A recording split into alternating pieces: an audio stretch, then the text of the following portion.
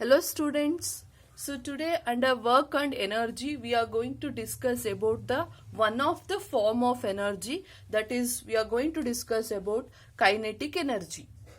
There are different form of energies are there, but in this chapter we are only discussing about kinetic energy as well as the potential energy. So before going to kinetic energy, so let us do revision what we have discussed in the previous class. So in the previous class we have discussed about work done and we have discussed about energy. So energy is required to do work, that is, or you can say ability to do work is called the energy here. So for whatever the work you are doing, there should be an energy is required here. So for example, if you have considered an object which is at rest position, in this case the work done on that object is also zero. Now whenever you are applying the force on that object, then that object has been displaced, isn't it? From position A to position B, that object has been displaced. In this case we are going to say that work is done, because work is done only when there is a displacement of an object. Now if the work has been done means therein energy has been possessed. Energy has been possessed to do work, and due to that there is a work has been done here. So the energy which is possessed by an object due to the virtue of its state of motion is called the kinetic energy. That means the kinetic energy is nothing but energy which is possessed, that is which is there in an object whenever an object is at the motion. So kinetic energy, we are only say that whenever an object is in motion, we are going to say that energy of that object is kinetic energy. That means kinetic energy is same as the work done, because work done will be zero when an object is in rest position, isn't it? So same thing, kinetic energy of the object will also be rest when an object is at rest position, or zero it will be. So kinetic energy I can define it as, so the energy, very important. So what is define kinetic energy? The energy which is possessed by an object, energy possessed by a body, I'll consider, by virtue of its state of motion. So the energy which is possessed by a body by virtue of its state of motion is called as kinetic energy. So, or in other words, you can say the energy which is possessed by a body which is in motion is called as kinetic energy. So now you can say that if the body is in rest position, for example, the body which is at position A, that body will be having work done zero. W will be zero, and as well as kinetic energy of that body or that object will also be zero. Kinetic energy we are going to define as K dot E. That will also be zero in this object. Since we have said that kinetic energy of an object is equals to work done. Work done, I am going to write it as W dot D. Since both are equal, so let us take one example so that we are able to derive an expression for the kinetic energy here. So for instance, let me consider a ball here. A ball which is in the rest position, I'll consider that position as A position. So this is the surface here. So the ball which is at rest position, so its initial velocity will also be zero here. So first it is at rest position. If the ball is at rest position means work done will also be zero. Work done will be zero. If the work done is zero, the energy possessed by the object is also zero, because the ball is at rest position. So now when I apply the force on that ball, when I apply a force on that ball moves to certain distance. I'll consider that ball has been displaced to S distance. S I am considering the how much the ball has been displaced here. The ball displaced from position A to the position be with some final velocity. Is it with some velocity the ball will be moving? Initially it will be 0 and finally it will be some velocity that I'll consider as v here. And you know, if there is a change in velocity, isn't it? From initial velocity from 0 to some velocity, there is a change in velocity, means there comes the picture of acceleration. So change in velocity is nothing but there is an acceleration present in it. So now let us consider how we are going to derive an expression here. So here you can able to see that, so the work done formula is, you know, force into displacement, isn't it? So what is work done? Work done, W is equals to F into S, that is force into displacement. So here work done is nothing but kinetic energy which is possessed by an object. So W I am going to change it as K dot E is nothing but kinetic energy, that is equals to force into displacement. Let me take this as equation number 1 here. So now in the second case we are going to consider the expression, that is Newton's second law of motion. What does Newton's second law of motion says? So force is directly proportional to the momentum of an object, isn't it? Momentum of an object or rate of change of momentum is directly proportional to force applied on an object. So that is F is equals to M into A.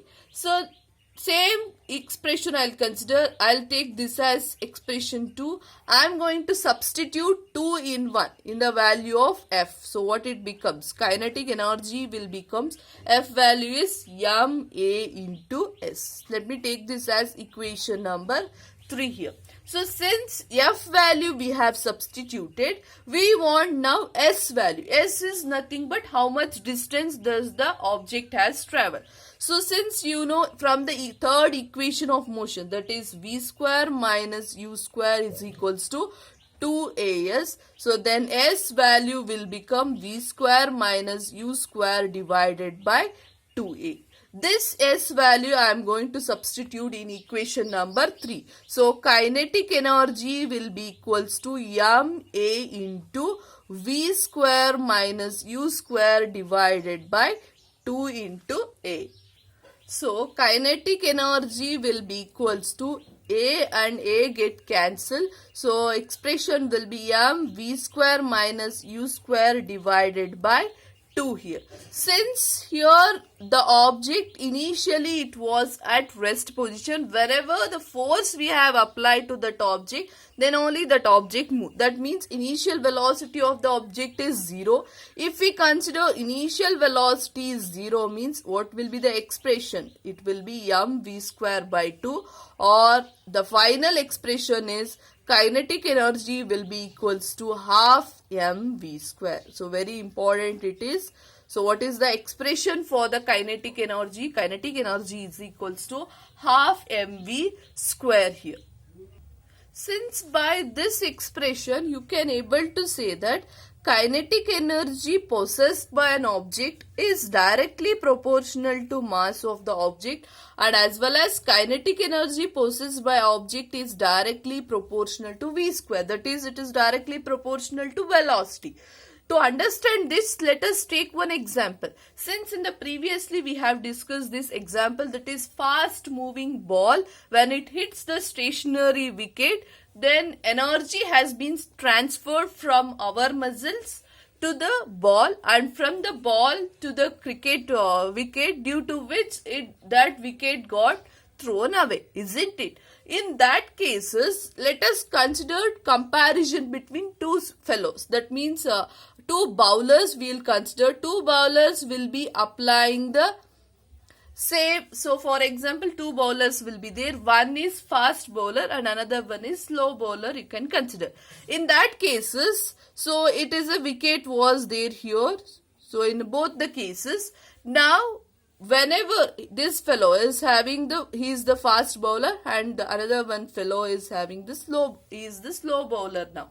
In this case, fast bowler makes more work isn't it? Whenever the fast bowler hits the wicket with the ball, this wicket got displaced more compared to the slow bowler who hits the ball here, who hits the wicket here. Compared to the slow bowler, fast bowler hits the wicket with greater displacement. Why he has displaced with a greater displacement? Because the fast bowler will be having more work. That is why he is applying the more work here, means because the velocity of the fast bowler is more. Compared to slow bowler, velocity in the case of fast bowler is more, and here velocity is less here. So since the velocity of the fast bowler is more compared to the velocity of slow bowler, the stationary wicket got displaced more compared to the less bowler. So that is how we are going to say, if there is a high velocity, if there is a high velocity is there, then more work is there. More work has done means kinetic energy possessed by that object will also be more. That says that kinetic energy is directly proportional to the velocity of a ball. Similarly, for the mass, I'll consider that, so one fellow is there. So first he thrown a ball to the wicket. First he thrown a cricket ball to the wicket, so that there is a more displacement of that wicket here. Same he has considered, instead of cricket ball he has considered the tennis ball here. So same fellow, he has considered the tennis ball in this case. In that cases, the displacement of this wicket will be less compared to the cricket ball. Why it is? If you compare the mass of the cricket ball and as well as tennis ball, if you consider, the mass of the cricket ball is more. If there is a more mass, means more work has done. More work has done means more kinetic energy will be possessed by the cricket ball compared to that of tennis ball. So by this, what I can conclude finally is kinetic energy is directly proportional to mass, as well as kinetic energy is directly proportional to the velocity of the object. If the mass is more, then kinetic energy will be more. If the velocity is more, then kinetic energy possessed by an object is also more. For this example, you can give many things. How kinetic energy is directly proportional to the mass of the object. If you consider heavy truck will be having more mass. If there is a more mass means kinetic energy of that heavy truck will also be more. For the example of velocity, if you are consider, then best example is bullet, that is the gun. If you are consider, there will be high velocity for the bullet while it is fired. In that cases, the kinetic energy which is possessed by the bullet will also be more. So now we are going to consider about types of kinetic energy.